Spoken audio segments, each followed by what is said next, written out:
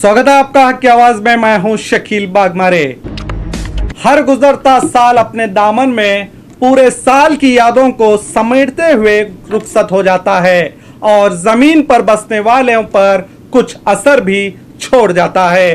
2022 क्या नफरतों का साल बनकर गुजरा कर्नाटक की जनता के लिए या नहीं? आइए एक छोटी सी रिपोर्ट देखते हैं। 2022 कर्नाटक के लिए नए नए विवादों के लिए जाना जाएगा।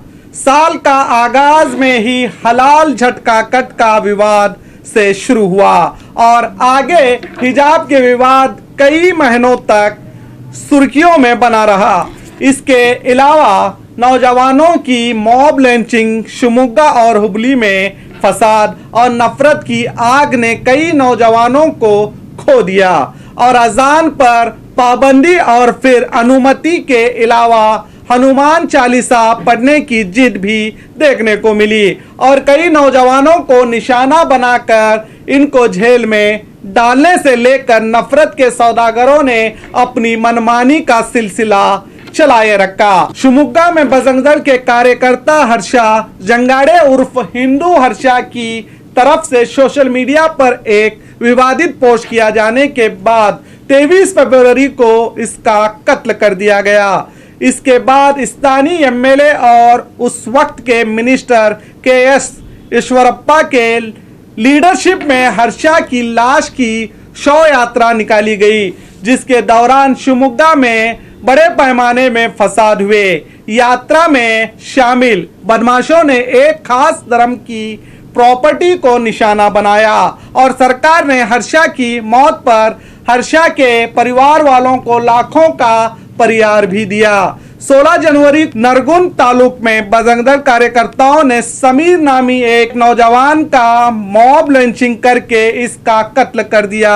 इस सिलसिले में 19 जनवरी को 4 लोगों को गिरफ्तार किया गया और सरकार ने समीर को परिहार देने से यह कहकर इनकार कर दिया कि ये निजी दुश्मनी के चलते हुआ है। हुबली में सोशल मीडिया पर शान रिसालत सल्लल्लाहु अलैहि वसल्लम में गुस्ताखी के पोस्ट को लेकर हुबली में 17 अप्रैल को पुलिस स्टेशन के बाहर फसाद हो गए। इस सिलसिले में कई नौजवानों को गिरफ्तार किया गया जो आज भी जेल में बंद हैं। कई नफरत के सौदागरों ने एक खास धर्म के साथ व्यापार न करने की खुली धमकी भी दी और रास्तों पर पोस्टर भी लगाए गए, मगर इन्हें भौंकने के लिए छोड़ दिया गया। इन नफरती कुत्तों पर कोई कार्रवाई नहीं की गई।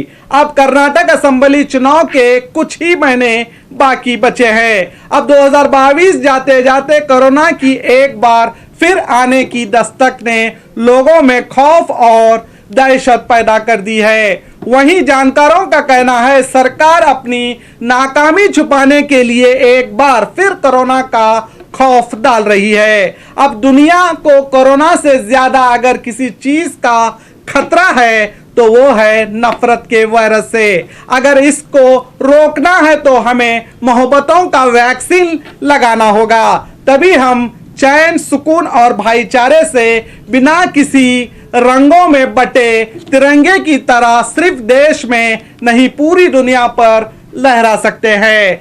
हमने तो इस साल लोगों को एक दूसरे पर बुरा भला कहने और उंगलियां उठाने में ही गुजारे। मेरे दोस्तों, इनकलाब दूसरों पर उंगलियां उठाने से नहीं आता। जिस दिन हमें ये बात समझ में आ जाएगी उसी दिन इस मुल्क में इनकलाब आ ही जाएगा। जिंदगी में बदलाव खामोश रहने से नहीं आता, इसके लिए आवाज उठानी पड़ती है। अब वक्त आ गया है समाज में हो रही बुराइयों को रोकने का। आप इसी तरह खामोश रहें तो बदलाव के लिए एक साल नहीं पूरी सदियां बीत जाएंगी।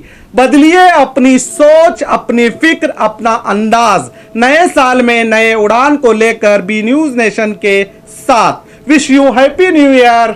नए वर्ष की आप सभी को बी न्यूज नेशन परिवार की ओर से हार्दिक बधाई। इस देश की एकता को बरकरार रखने, समाज में हो रही हर बुराई का डटकर सामना करने, देश में हो रहे नफरतों के माहौल को खत्म करने का संकल्प लेते हुए आने वाले नए साल में नई जिम्मेदारियां निभाते हुए देश और शहर में होने वाले नाइंसाफियों के खिलाफ आवाज उठाइए बी न्यूज नेशन के साथ। तो देखते रहिए बी न्यूज नेशन।